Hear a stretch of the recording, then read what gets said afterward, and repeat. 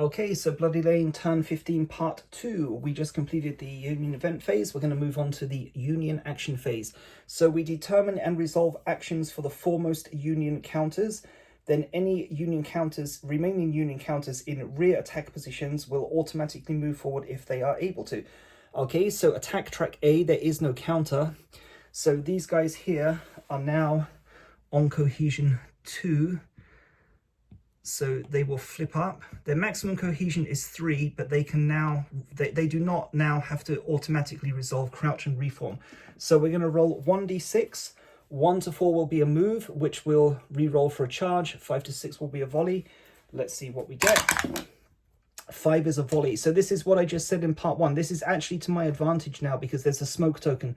So they are going to be penalized by that. Let's go through the modifiers. So cohesion is 2. No Union range modifier here is 0, -1 for the smoke. So 1 is a hit with the possibility of a sharpshooter event. They get a 4, so that's a miss. Great. Okay, 14th Indiana, same thing. 1 to 4 is a move. 5 to 6 will be a volley. 6 is a volley. So again, working to my advantage so far. 0 range, base cohesion 2, 0 range modifier, -1 for smoke. No exposed token, so 1 is a hit. Oh, God. There's me talking all confidently. Okay, so 1 is a hit. They have inflicted 1 hit now. So the 14th North Carolina is reduced from 5 to 4.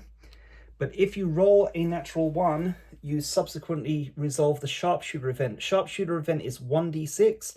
A 1 or 2 will reduce the officer value by 1 from 3 down to 2. The very first playthrough I did, the officers didn't really come into it, but now that I'm going to be getting charges for the remaining 5 turns, the officers limit the number of inspire actions that I can take. So this is becoming critically important. Okay, so 1 or 2 is really do not want.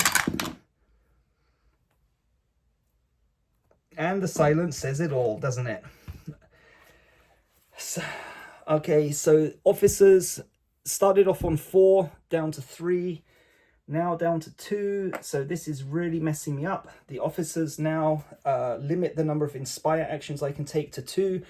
The rally to the flag, if any of my regiments become shattered, they make a kind of like a saving throw. It's called a rally to the flag saving throw, where they're going to roll 2d6. They want the 2 numbers to match. So if I got a 1 and a 4, they wouldn't match, but I could adjust one of the die rolls by 2, so I could go from 1 to 2 to 3, but they would still not match, in which case I'm in danger of losing the game. So that's not good. So that was the sharpshooter event here. 14th North Carolina is -1.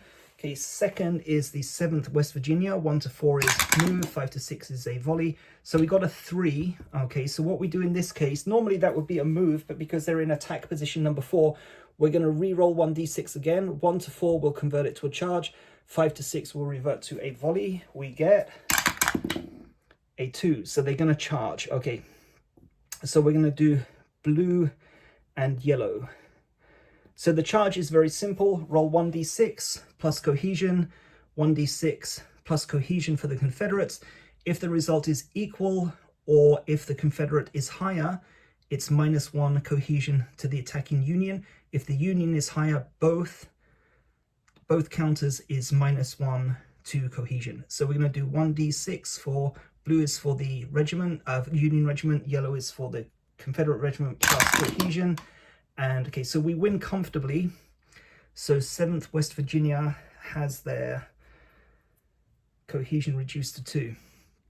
Now, just to again clarify a point here that I've mentioned a couple of other times in previous videos. It's not as simple as me simply defending Bloody Lane. In order to secure a victory, I also have to inflict a minimum number of casualties. At the moment, I've only inflicted 5. A draw at the level I selected, which is regular, a draw is 8, a minor victory is 9, a major victory is 10 or more. And so yeah, okay, I'm not losing the game here, but I'm also not winning it. So that's just to bring everyone up to speed on that. So next, 132nd Pennsylvania, again, 1 to 4 is move, 5 to 6 is a volley, so 4 would be a move, but we roll again to upgrade it to a charge. We get a 3, so they do charge. So same thing, blue for the Union, yellow for the Confederates. So 1d6 plus cohesion is going to be a, oh, just escaped narrowly there. So that's going to be a 6 for me, a 5 for the Pennsylvania, 132nd Pennsylvania. So again, they go to -1 cohesion. And on the next turn, unless they resolve a reform event, they will flip to crouch and reform, which is going to be bad because that allows the possibility for these guys, the 29th Massachusetts, attack wave 4, highest cohesion, to move to the front. And then I'm going to be in trouble because it's not so easy for me to win the charges there. Okay, so Union regiments in rear attack positions now move forward if they can. They can't move forward, they can't move forward, they can't move forward, they can't move forward. Okay, next at rear attack positions here, 130th Pennsylvania. So again, it's becoming a little bit irrelevant now at this stage of the game, but they do make an automatic crouch and reform, select the crouch and reform action. So 1d6, 1 is a success, they get a 3, so they remain on 1 cohesion. No change there. Okay, and that concludes the Union action phase. Remove exposed tokens, nothing. Union deployment phase, all of the waves are in place, so we skip that. Confederate action phase, so 4d6, assign each roll to a column and select one of the 2 actions that are available. 1s are nothing, 6s is anything, so we've got a 2, 2 2s, a 3 and a 4.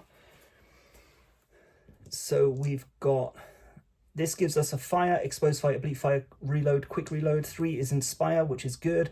And 4 is also an inspire, which is good. So the inspire actions now are becoming critically important because I don't want, there's no point getting so much now fire and reload actions here on the right flank because I don't have enough ammunition to actually fire and reload. So I'm anticipating charges coming in on me. This is why I'm saying that the officer value they're dropping to 2 is so critically important. I'm getting to the stage now where I want to be making 3 or 4 inspire actions every turn in order to keep the cohesion high enough to meet the charges, but maximum I can do is 2. So let's see what we've got. So we've got fire and reload, so we might as well use the last of our ammunition here and do a fire and a fire. So these guys can't fire because they're out of ammunition. They can only hold on and wait for the charge. What else have we got? A reload. Well, we might as well reload here. And then we will do inspire here. Okay, so 6 Alabama. So reload is an automatic action, so they flip up. Minier ball value is reduced from 4 down to 3. That's not going to be a problem because even if they fire every turn now, there's not enough turns remaining to fire, reload. So I'm safe there. These guys, again, they could fire, but the smoke token is in play. So I want to wait until there's no smoke on the battlefield. So they will attempt an inspire in anticipation of being charged again in the next turn. So 2nd North Carolina, make a cohesion check. 1, 2, 3, 4 is a success, +1 cohesion. We get a 1, excellent. So these guys come back up to 5. So here we've got 14th North Carolina. So again, I'm kind of limited by my choices here, but again, might as well take, I don't want to like not take the action. So not ideal, but let's go through it. So base cohesion is 4, +1 for Confederate Rangers on the left-hand side. Actually, might as well do exposed fire. Should I do exposed fire? So exposed means I get a +1 bonus, but on the following turn, they will also get a +1 bonus. Yeah, I can't take a risk at this moment in the game. Okay, so base cohesion is 4 +1 for range, -1 for smoke, brings us back down to 4. So 1, 2, 3, 4 will be a hit. 1 is no longer devastating fire because they need a minier ball value of 2 or higher. So 1, 2, 3, 4 is a hit, and we get a 5 anyway, so irrelevant. So these guys turn 90 degrees. They will have to burn their last ammunition to reload. 4th North Carolina, cohesion is 5, +1 for range is 6, -1 for smoke, brings us back down to 5. Mini ball value is 0 or 1, so no devastating fire on a natural 1. So 1, 2, 3, 4, 5. What? So both of the volleys have missed then. So they also turn 90 degrees. That's the end of their ammunition next time they reload. It's possible the ammunition is going to come through, but it's going to take hits when it comes here. All of the Union artillery is going to hit it here. And to be honest with you, at this stage, it's only 1, 2, 3 more shots left anyway. So kind of running out there. Okay, but nothing we can do about it. Makes the game more exciting. So that's the end of the Confederate action phase. Okay, final end of turn phase. We remove the smoke token. There's nothing else that needs to be done, and that concludes turn 15. So we're going to be in for a very tense final 5 turns. I would say at this point, I'm probably not going to go down. Probably none of these Confederate regiments are going to become shattered, but it's going to be very difficult for me to inflict a minimum of 8 losses on the Union in order to get a minimum result of a draw. And I would say a major victory is probably at this point impossible, but we'll keep playing and see what happens. So thanks a lot for watching, and see you in turn 16.